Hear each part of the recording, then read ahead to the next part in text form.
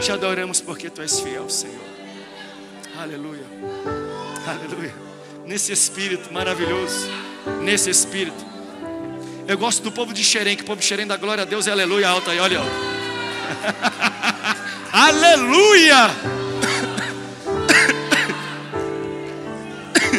Você sabe que na Bíblia, quem dá glória a Deus e aleluia, quem louva mais alto é quem recebe cura.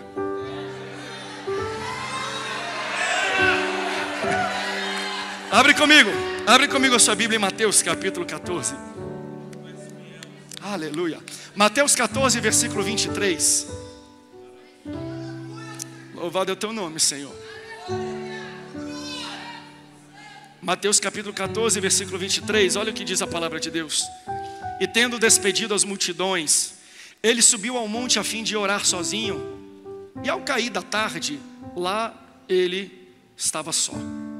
Entretanto, o barco dos discípulos já estava longe, a uma boa distância da terra, açoitado pelas ondas, porque o vento era contrário.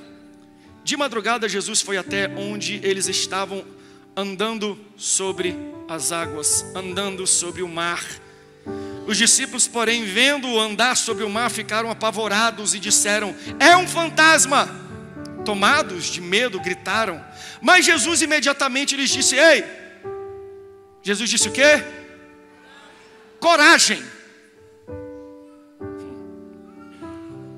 Sou eu, não tenham medo.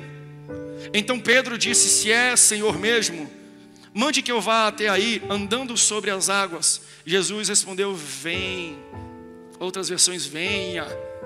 E Pedro, descendo do barco, andou sobre as águas e foi até Jesus.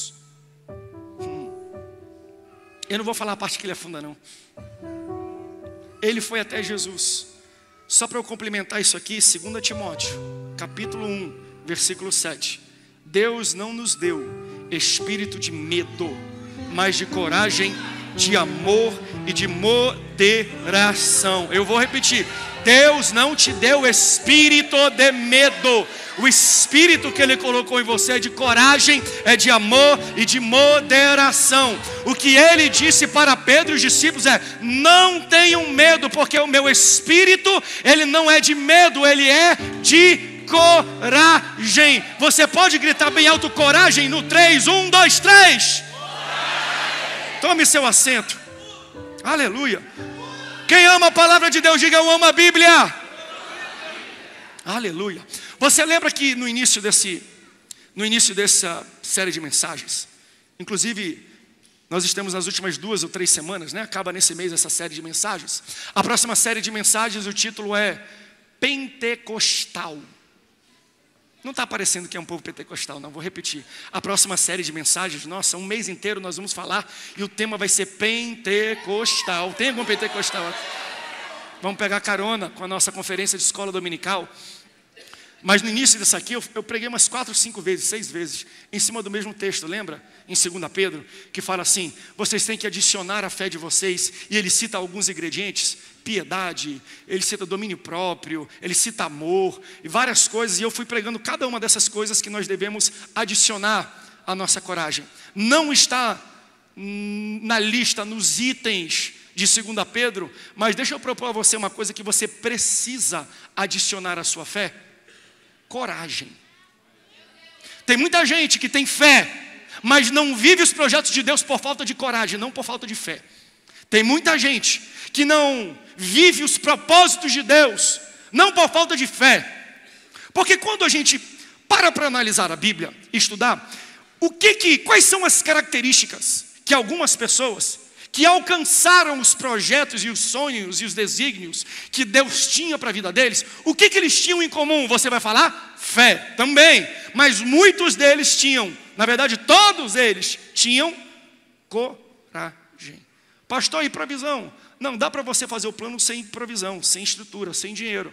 Lembra quando Pedro está entrando no templo e tem um coxo, ele fala, me dá dinheiro, ele fala, prata e ouro eu não tenho, mas o que eu tenho eu te dou, em nome de Jesus, levanta e anda. Se ele tivesse dinheiro, o dinheiro seria uma barreira para a cura daquele rapaz. Às vezes o dinheiro não é a solução, o dinheiro é a barreira e o problema, porque a gente vai colocar a confiança do executar, do exercício do chamado em cima da provisão do dinheiro. Sabe o que Deus fala? Se você tem fé e um pouquinho de coragem, eu abro o mar. Se você tem fé e um pouquinho de coragem, eu faço cair muralhas. Se você tem fé e um pouquinho de coragem, eu derrubo gigantes. Se você tem fé e um pouquinho de coragem, eu faço você gerar o Salvador. Se você tem fé e um pouquinho de coragem, entenda, a maioria das pessoas na Bíblia tinham que ter coragem para viver os propósitos e os desígnios de Deus. Pedro precisou ter coragem para sair andando por sobre as águas, porque todos os discípulos tinham fé. Tanto que quando Pedro anda, ele até afunda e Jesus fala, tua fé é pequena. Então entenda, até com fé pequena eu ando sobre o mar, se eu tiver coragem. Às vezes o que não te falta não é dinheiro, não é provisão, não é fé não, é coragem. Tem gente que vai precisar de uma injeção de coragem aqui nessa noite. Você vai sair daqui corajoso, em nome de Jesus. Você lembra? Muitos pregadores falam assim, ó, fica na arca, fica no barco. Hoje eu vou falar o contrário, não da arca, mas nesse barco aqui. Está na hora de você abandonar o barco. Fala para a pessoa do outro lado, abandona o barco, meu irmão. Não é para desistir não, é para você sair andando sobre as águas. Fala assim, não desiste não. Porque para avançar a gente precisa andar. Os discípulos andaram com Jesus. O povo andou com Moisés no deserto. Enoque andou com Deus. É muito corriqueiro, é muito frequente a gente ver na Bíblia pessoas que andaram com alguém, andaram atrás de algo, andaram ao redor de uma muralha. A gente sempre vê pessoas andando, só que eles andavam no chão. Andar no chão e na terra é natural, é tranquilo. Eu quero ver andar sobre a água. O que eu preciso ter para andar sobre a água? Fé? Sim, mas coragem. Porque uma coisa é você andar em cima de lugares onde o outro se afoga e morre. Uma coisa é você ter coragem para andar por cima de algo que era para estar por cima de você. O que Pedro precisou ter para ele seguir a voz de Jesus e a ordem de Jesus? Ele precisou de coragem. Então entenda, Jesus, e eu preguei isso aqui, ele quer te tirar do nível da fé da informação e passar para o nível da sua experiência. Porque essas são as duas formas que a gente exercita a nossa fé. Informação é o que eu recebo como ouvido, experiência é quando eu coloco em prática e ele faz crescer na minha vida, porque a fé ela vem pelo ouvir, vem pela informação, mas a fé sem obras é morta. Então se eu não pratico a minha fé, não exercito a minha fé, ela morre. Então eu recebo no ouvir, mas eu cresço na minha vida ao praticar. E quando a gente não está praticando, Deus coloca a gente no barco e manda uma tempestade para o nosso meio. Começa a praticar a tua fé, senão Deus vai ter que mandar uma tempestade para te ensinar algumas coisas que a informação não consegue te passar. Você lembra dessa pregação e desse resumo bem rápido? Então, entenda, Jesus anda por cima das águas e a gente, quando lê esse texto, a gente fala, olha que glória, olha que poder, olha que maravilha. Mas entenda que milagres não existem por um fim próprio. Se você for ver o Evangelho de Jesus segundo está escrito por João, ele não chama milagre de milagre, ele denomina milagre como sinal. Porque para João, todos os milagres são sinais. O que é um sinal? Sinal é algo que aponta para um objeto maior. Então se você acha que andar sobre as águas é algo muito grande, isso é muito pequeno, próximo daquilo que o andar sobre as águas está apontando. Porque um sinal sempre vai ser infinitamente menor do que o objeto a qual ele está apontando. Se milagre é sinal, para que esse sinal está apontando? Se você passar aqui, veio para a igreja, você veio pelo anel viário, você viu que tinha uma placa aqui para você subir no viaduto, estava Câmara, estava Prefeitura, aquilo é um sinal. Olha o tamanho da placa, aí tu olha para o outro lado da rua, prédio da Câmara, gigante. Olha a altura do prédio da Prefeitura. A minha pergunta para você é, o que é maior, o sinal ou o objeto? O sinal sempre é menor do que o objeto a qual ele está apontando. Milagres são sinais. Começa a olhar diferente. Uau! Você acha que Jesus andou sobre as águas para se exibir? Você acha que Jesus andou sobre as águas só para mostrar e demonstrar o poder dele? Entenda, a natureza do milagre é essa. A natureza do milagre é algo performático para capturar a sua atenção, mas ao capturar a sua atenção, ele quer apontar para você algo muito maior, muito mais edificante e poderoso do que aquilo que aconteceu. Então, muitas pessoas recebem milagre, mas perdem o sinal. E ao fazer isso, ao focar só no milagre, você está se roubando, se furtando de celebrar e viver algo maior que Deus tem para a tua vida. Porque quando alguma pessoa olha para Jesus andando sobre as águas, essa pessoa fica impressionada.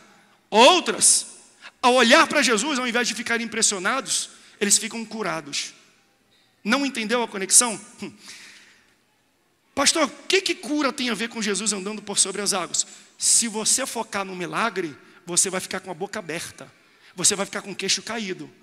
Mas se você entender o que aquele milagre está apontando, eles estavam no meio de um mar, açoitado pelas ondas, e diziam: nós vamos morrer com esta tempestade e com essa onda. Aí Jesus vem andando em cima da tempestade e da onda, porque aquilo que você acha que vai te matar, Jesus anda por cima.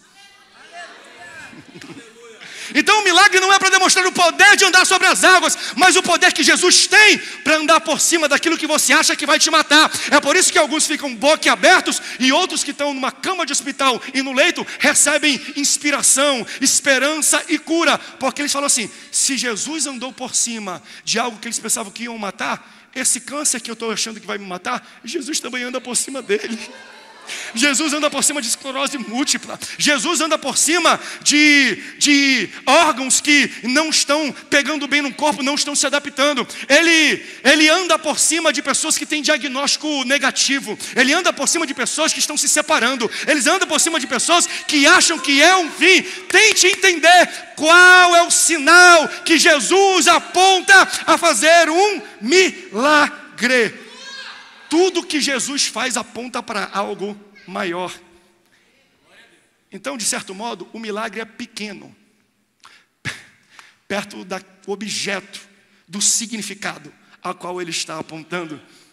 Antes de andar sobre as águas, o que Jesus estava fazendo? Fez um dos milagres mais absurdos que pode acontecer.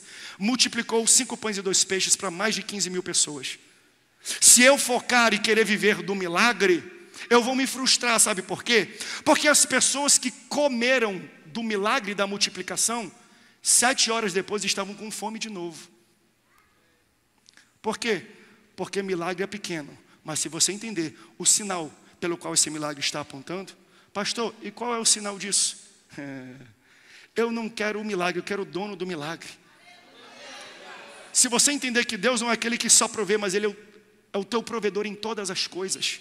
Se você receber Ele, não como multiplicador de comida, mas como provedor da tua vida, nada te falta. Você nunca mais mendigará o teu pão. Você nunca mais passará por necessidade, porque Deus vai prover cada uma das suas necessidades. Ele é provedor. Ele não é fast food que te dá comida e daqui a pouco você está com fome de novo. Se você beber dessa água, ele fala para a mulher samaritana, você nunca mais terá sede, porque eu vou prover todas as suas necessidades. Então eu não quero um milagre, eu quero o dono do milagre, porque se eu ando de mãos dadas com o dono do milagre, eu recebo esse milagre e todos os milagres que ele tem para a minha vida. Aleluia! Quem está entendendo, diga: eu estou entendendo, pastor, esse mistério. Solta uma língua estranha junto. Jesus envia os discípulos na frente.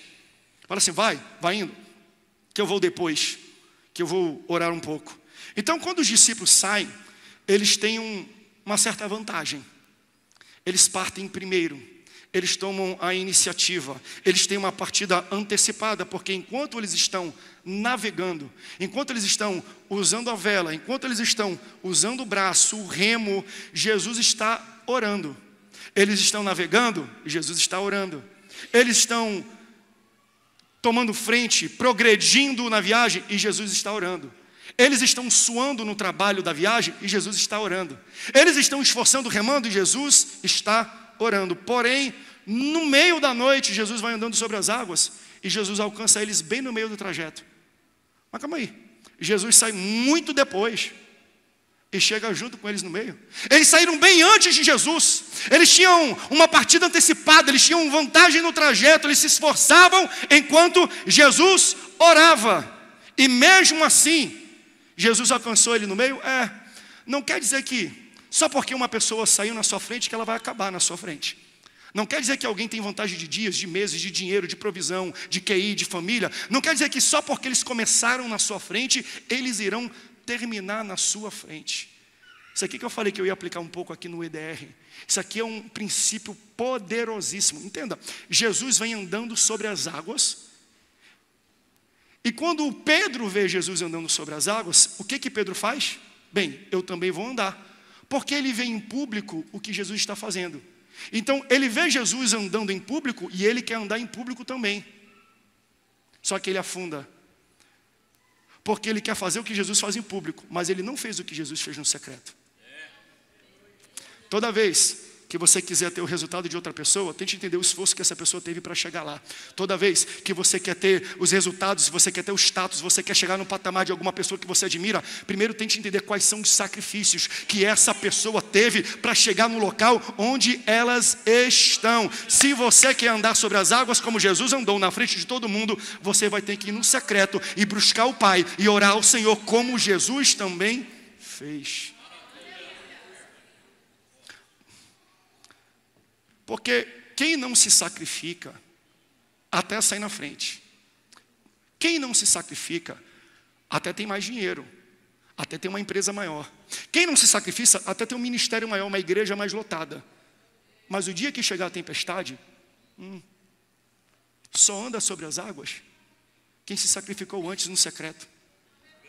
Não é porque alguém saiu na frente que vai chegar na frente, fica tranquilo. Se Deus tem uma palavra para a sua vida, Ele não vai fazer você se esforçar como os outros se esforçaram, porque tem muita gente que tem que usar muita força do braço para remar, para chegar no patamar que chegou. Mas se você priorizar a Deus e o teu relacionamento com Deus, e ao mesmo tempo você ser empenhado e disciplinado no trabalho, enquanto pessoas levam anos remando, Deus vai te fazer andar sobre as águas. Deus vai acelerar o teu resultado. Olha, eu não estou falando que é para você ficar orando e não trabalhar. Trabalhe, mas priorize a Deus. Porque quando você busca a Deus, Deus acelera os seus resultados. Busca a Deus, porque só pisa na água quem coloca o joelho na terra. Busque a Deus, porque é joelho no pó que te capacita a andar sobre o H2O. Rimou, glória a Deus por isso. Então, quando a gente ora, quando a gente busca no secreto, quando a gente se sacrifica e ninguém vê, Deus sopra. Você está entendendo o que eu estou pregando? Fala a verdade. Tem muita gente que se esforçou muito mais do que eu para chegar no local onde chegaram. Mas quando a gente se sacrifica, né, meu amor? Essa mulher, meu irmão, durante 12, 15 anos da vida, orava 6 horas todo dia. E não parou de orar, não. Mas entenda, quando eu já não é mais secreto porque eu falei em público isso aqui, mas eu já estou falando porque a gente olha para trás e vê, veja, do nada chegou aí. Do nada não. Mas como é que subiu tão rápido? Não, não subiu rápido. Andou sobre as águas. Porque no local onde muitos acham que é a sua força, que é o seu músculo que te carrega, quando a gente busca a Deus, Ele fala, tu vai andar sobre as águas e tu vai ter um resultado rápido. E tu vai chegar em lugares onde pessoas ainda não chegaram. Porque a oração, a separação, o secreto, eles aceleram os nossos resultados. Jesus sempre orava na madrugada. Sempre, é só você ler. Antes do raiar do dia, Jesus ia para o secreto e ele ficava orando. Os discípulos oravam? Não, por quê? Porque teve uma hora que ele falou, Senhor, nos ensina a fazer isso que tu faz todo dia. Porque os discípulos acordavam assim, estou pronto para a próxima, vamos expulsar demônio, vamos entrar lá, vamos curar todo mundo, vamos multiplicar pão. Eles acordavam prontos para o trabalho, porque eles entendiam, a gente tem que se esforçar muito, a gente tem que trabalhar muito, a gente tem que suar para ter o resultado. Amém, tem que suar mesmo para ter o resultado. Eu não estou falando que é para você ser preguiçoso, mas você tem que aprender a priorizar. Porque Jesus todo dia passava 1, 2, 3 horas com o Pai.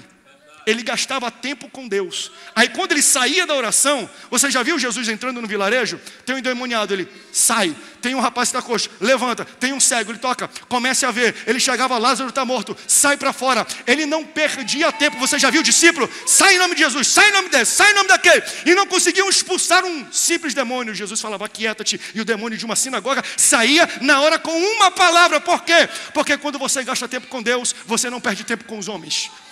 Ele acelera o teu resultado. Tem alguém que está entendendo isso aqui? Como é que fecha o contrato? Como é que cresce a empresa?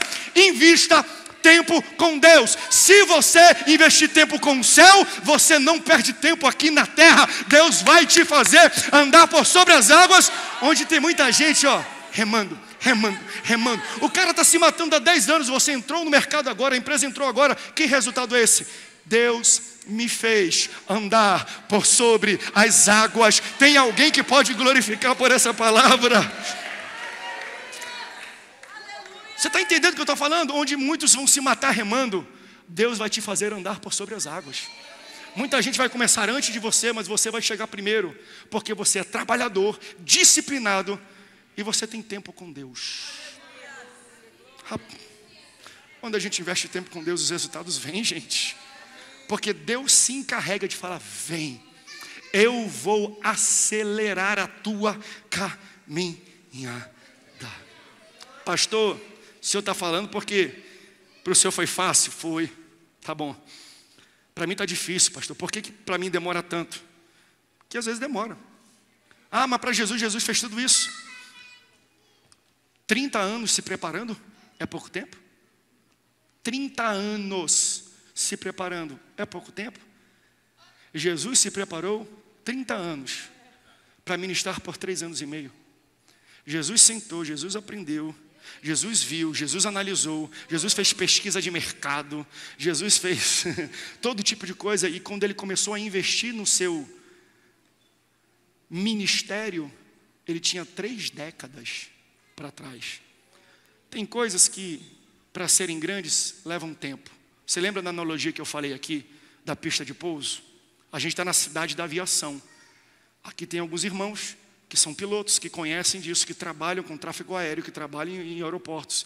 Uma vez conversando com um deles, ele falou, olha, teve uma vez que a gente teve que fazer um pouso numa cidade e não conseguimos, porque a aeronave, o jato que eu estava pilotando, ela era muito grande, muito pesada para a pequena pista. A pista era muito fininha, não era espessa e não era tão longa. Então, se eu pousasse com aquele avião naquele local, ia destruir, ia afundar a pista. Por que está demorando? Porque se aquela mesma pista levasse um pouco mais de tempo para colocar um pouco mais de asfalto, um pouco mais de concreto, para ficar um pouco mais espessa, um pouco mais longa, ela aguentaria jato, ela aguentaria jumbo, ela aguentaria carga. Você está entendendo? Quanto mais pesado o avião, mais grosso, mais profundo, mais trabalhado tem que ser a pista. Você quer receber bênçãos grandes e pesadas do Senhor do céu? Deus está preparando a tua pista para você receber as bênçãos grandes. Se a bênção é grande, a estrutura tem que ser pesada e grande. Lembra quando eu já preguei aqui também? Tem uma passagem da Bíblia que fala assim, porque essa leve e momentânea tribulação causará em nós um eterno peso de glória. Ele fala de 2 coisas, tribulação e de glória. Ele fala de 2 pesos, o peso da tribulação e o peso da glória. Qual é o peso da tribulação? Leve e momentâneo. E da glória, ele é pesado e eterno. Pastor, eu estou passando por tanta tribulação. É que Deus está te dando espessura, é porque Deus está te dando musculatura, é porque Deus está te dando força, porque o que vai pousar na tua vida é pesado e é abençoado. Por quê? Porque o peso da glória, ele é muito maior do que o da tribulação. Aí Deus manda uma tribulaçãozinha para você criar força, porque quando a glória vier, a glória não pode esmagar com você, ele não pode acabar com o teu ministério, porque tem muita gente que recebe glória e a pior coisa que ele poderia ter no ministério é glória. Ele cai, ele desliza, ele peca, ele erra. Por quê? Porque a glória subiu para a cabeça. A glória não é ruim, mas ela é pesada. E você tem que estar pronto para a glória que Deus vai derramar na sua vida. Então entenda, só anda em água quem investe tempo com Deus, quem investe tempo em oração. Jesus vem andando sobre as águas e alcança os discípulos que saíram antes. Quando os discípulos enxergam um ser andando sobre as águas, o texto que nós lemos disse, eles ficaram apavorados, porque eles pensavam que era um fantasma. Espera aí, 3 anos andando com Jesus, almoçando com Jesus, jantando com Jesus, expulsando o demônio com Jesus, comendo sal com Jesus, fugindo de perseguição com Jesus, subindo o monte com Jesus. 3 anos do lado de Jesus, você não consegue reconhecer Ele no meio de uma tempestade. E essa não era a primeira tempestade que eles estavam vivendo com Jesus. Eles já tinham outras tempestades antes. Quando eles olham, eles falam, é um fantasma, eles não reconhecem Jesus.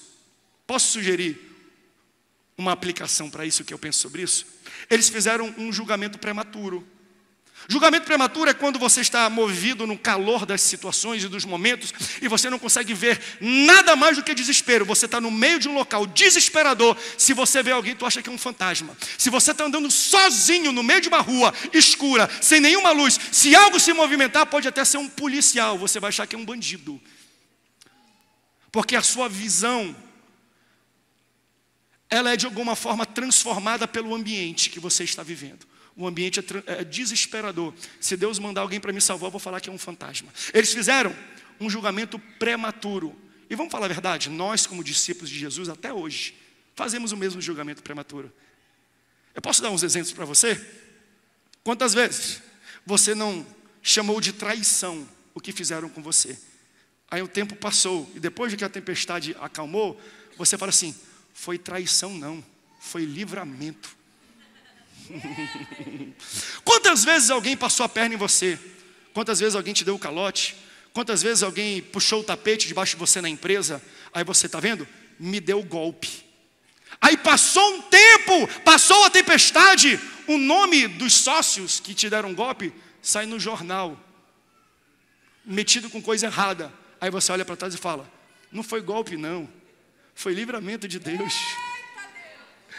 Deus me livrou de estar no meio desses caras. Deus me livrou de estar no meio dessas pessoas. Existem situações na vida de cada um de nós que na hora nós julgamos ser uma coisa, mas quando passa a tempestade e a gente olha com mais calma, a gente fala, não é coisa ruim não, é mão de Deus, não é fantasma não, é Jesus.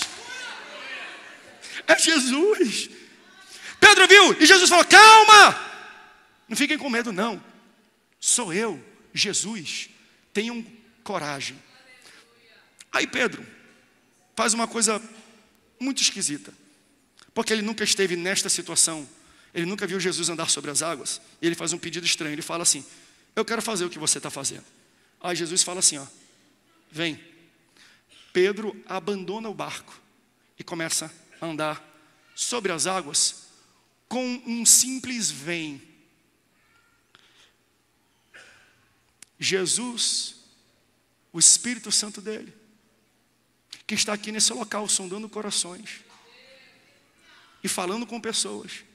Esse Espírito já falou, vem para muita gente, mas muita gente não foi, porque para muita gente só um vem não basta.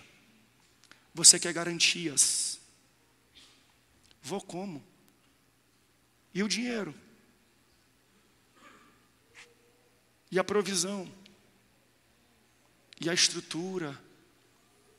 E o futuro, e a família, e o ministério, e a gente fica dentro do barco e não obedece o vem de Jesus, porque ele não vai te dizer o que ele vai fazer não, ele só fala vem.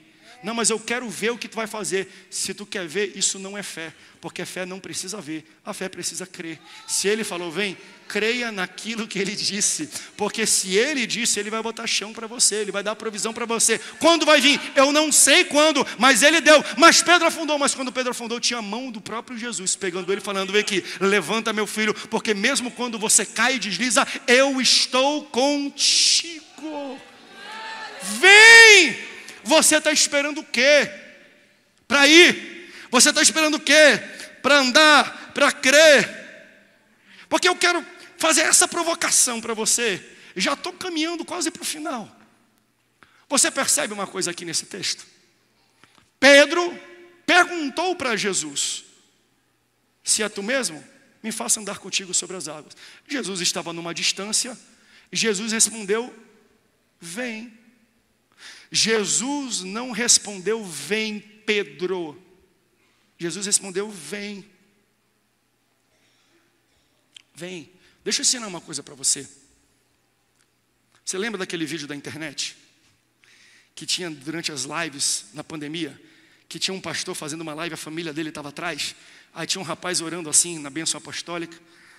Aí na hora de dizer o amém da bênção apostólica, antes acho que a namorada, a esposa dele do lado, antes dela fechar a mão, porque a gente tem isso aqui, né? Eu falo, cerra a tua mão, recebe aí. Antes da menina fechar a mão, ele pegou e roubou a bênção dela. Você lembra? Ele pegou, a menina, ela roubou a minha bênção, foi embora. Quantas palavras Deus já não falou desse púlpito? De maneira aberta, sem citar o nome, sem direcionar, e você achava, não, isso aí é para Pedro. Não, ele falou, vem, eu sou desses. Eu gosto de roubar a bênção dos outros. Porque Deus não endereçou a bênção, Deus disse, vem. Se eu estivesse dentro daquele barco, eu acho que eu andaria também sobre as águas. Eu não espero ele nem falar, vem, no vedo vem. Meu, eu já estava nadando, já estava pulando, já estava sapateando igual a minha esposa. Ela já tinha tirado o sapatinho dela, ela já estava dando uma volta olímpica, porque eu não espero ele endereçar palavras proféticas para a minha vida. Quantas vezes Deus já não falou através da boca de pregador, de profeta, de apóstolo, de todo mundo, desse púlpito, e você estava esperando ele falar o teu nome no final, e você não recebeu por causa disso. Deus manda dizer aqui, ei, ele já disse vem para você.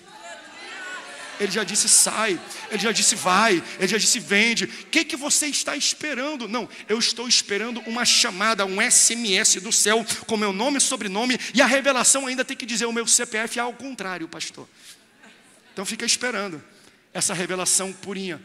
Se Deus usar e já usou muitas pessoas aqui que falou assim, ó, nessa igreja Deus vai levantar pessoas que vão assinar grandes contratos. Eu recebi, eu fui o primeiro. Se é para você, eu não sei, nem sei se chegou em você, porque eu peguei na tua frente, eu estou na frente, né? Eu tenho um pouco dessa vantagem sobre você. A bênção demora para chegar lá na última fila. Cadê o povo da galeria? Vocês podem dar um glória a Deus aí? Chega na hora a bênção, meu irmão. Se eu falo alguma coisa, não espero falar para quem é, não. Começa a receber aí. Se Deus fala vem, se Jesus falou vem, eu vou. Porque fé de verdade é isso. É eu dar o passo sem esperar os detalhes, sem esperar as garantias, sem esperar aquilo. Eu só creio no seguinte, quem foi que disse? Foi Deus? Então está tudo certo. Porque Ele vai te mostrando as coisas no caminho. Vamos falar de fé? Abraão, pai da fé. Sai da tua terra, da tua parentela. Ok, e vai para onde? Eu vou te mostrar. Mas eu vou para a direita, esquerda, norte, sul, leste, oeste. Sai, que eu vou te mostrar. Fé é sair sem saber o caminho, mas tendo a certeza que Deus vai me conduzir e vai me mostrar o caminho para onde eu devo ir. Depois você pega isso aqui no texto. Dizem que é papo de pregador e tudo, mas eu vi alguns estudos sobre isso, pregador, achei sensacional. Depois você lê. Pastor Rodolfo, depois vê para mim qual é aquele texto que Deus fala com Abraão para ele sair da tenda e olhar para o céu, para ele ver as estrelas. O texto é assim, ó. Gênesis 15, depois você vê. Deus fala assim, Abraão, sai da tua tenda, olha para o céu e conta as estrelas, se é que você consegue as contar. Aí muita gente fala, por que, pastor? É muita estrela para ver, não tem como contar mesmo não, né? Continua lendo o texto. Porque depois de Deus falar isso, olha, se é que as pode contar. Sabe o que Abraão faz? Ele faz um sacrifício, ele pega um bode, ele pega um rolinho, ele pega uns animais, ele faz um sacrifício. Quando termina um sacrifício, olha o que o texto diz. E o sol se pôs, depois do sacrifício. O sol se pôs. Então quando Deus chamou ele, tirou da tenda, olha para o céu, não era noite, era dia.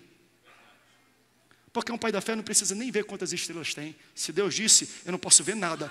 Eu sei que tem estrela no céu. Eu sei que vai acontecer. Fé vem para aquilo que eu não vejo. Eu não preciso ver o número de estrelas. Eu não preciso ver que as estrelas são incontáveis. Se Ele diz que tem estrela onde não tem, pode ter certeza, meu irmão. Tem estrela lá e Ele vai fazer. Ele é fiel para cumprir o que Ele prometeu.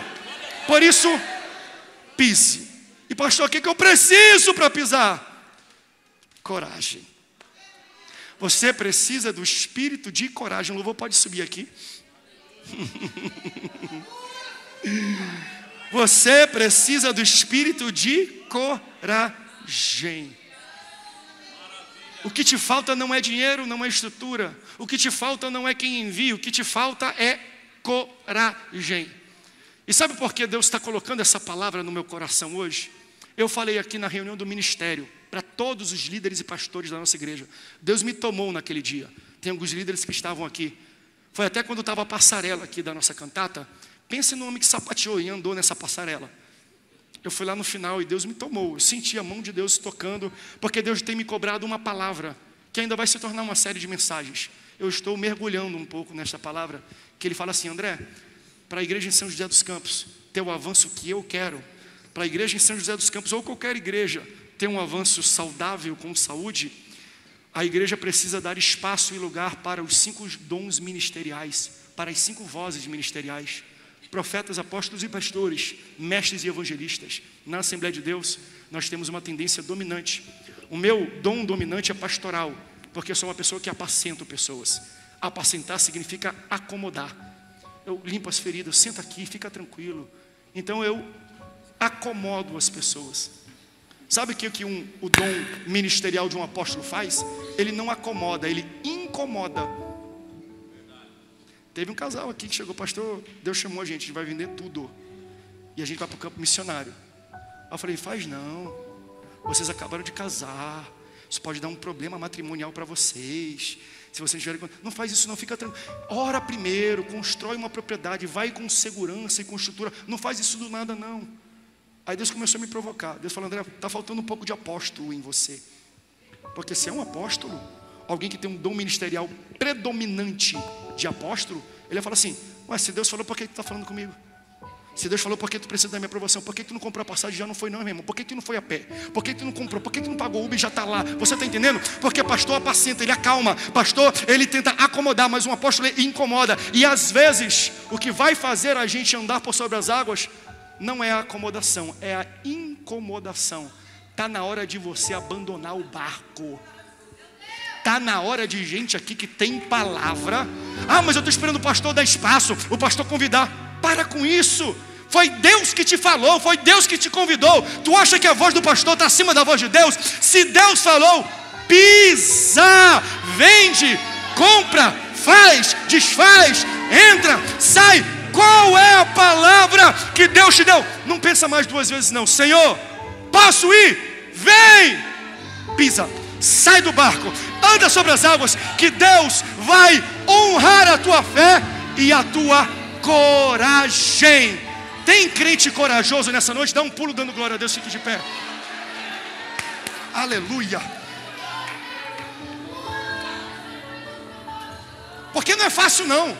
Quando Deus chama Moisés, Deus gasta tempo para convencer que ele pode. O que faltou em Moisés não foi fé não, ele tinha fé. Fé é acreditar que Deus pode. Coragem é acreditar que Deus pode comigo. Quantos acham que Deus pode fazer o impossível? Todo mundo tem fé. Quantos acham que Deus pode usar você para fazer o impossível? Aí eu penso, não sei. Adicione à sua fé um pouco de coragem. Porque para pisar fora do barco, todos tinham fé. Necessita mais do que a fé que Deus pode. Tem que acreditar e ter coragem para entender que Deus vai fazer e Ele vai usar a minha vida. Moisés morre. Aí Deus aparece para Josué. Josué, Moisés, meu servo é morto. Assim como eu fui com ele, eu serei contigo. Portanto, não tenha medo. 2 coisas, 2 conselhos, 2 garantias que Deus deu para Josué. Josué, minha presença está contigo, mas tu vai ter que ter coragem. Para você fazer o que eu quero fazer na tua vida, você vai precisar de mim, da minha presença, e eu vou precisar da sua coragem. Tem muita gente que não conseguiu fazer o que Deus pretendeu fazer, não porque te falta fé, mas porque você precisa adicionar um pouco de coragem na sua fé. Nessa noite, Deus está derramando o espírito da coragem, porque eu não dei para vocês espírito de medo, mas o meu espírito é um espírito de coragem, é um espírito de amor, é um espírito de moderação. Eu tenho orado a Deus, falado: Deus, eu preciso viver com a minha igreja, com o meu povo, com os nossos irmãos, este avanço.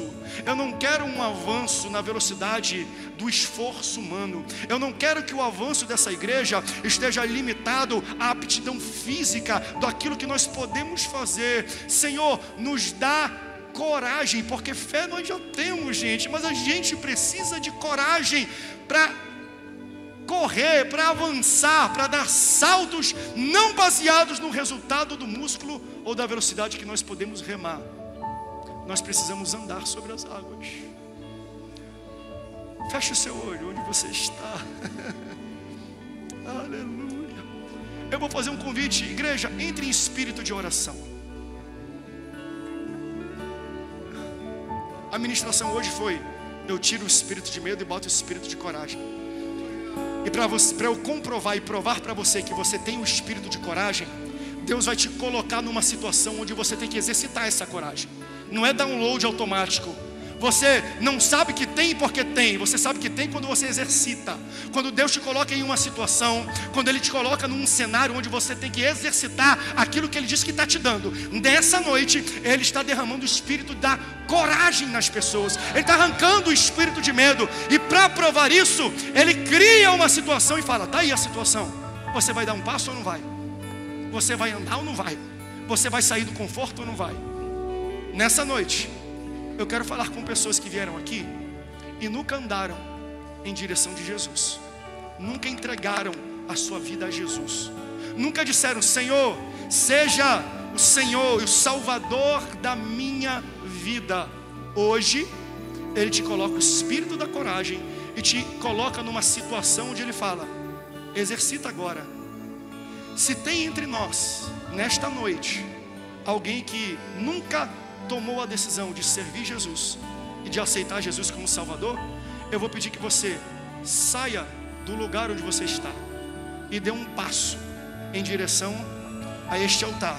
Vem aqui que eu quero orar por você. Primeiro convite. Segundo convite: se você está afastado dos caminhos do Senhor, você já professou essa fé, você já participou do corpo de Cristo, mas você está fora da comunhão, Deus está te falando: sai do barco de novo e anda pela fé. Quem anda uma vez, anda duas vezes. Se você afundou e abandonou, você submergiu, eu estou te dando uma nova chance. Sai do teu lugar e anda a direção. Se você quer aceitar Jesus ou se reconciliar com Ele, lá na galeria, lá atrás, aqui na lateral, aqui na frente, se você quer tomar essa decisão nessa noite que o Senhor marcou para você, sai do seu lugar devagarzinho e vem aqui para frente, que eu quero orar pela sua vida.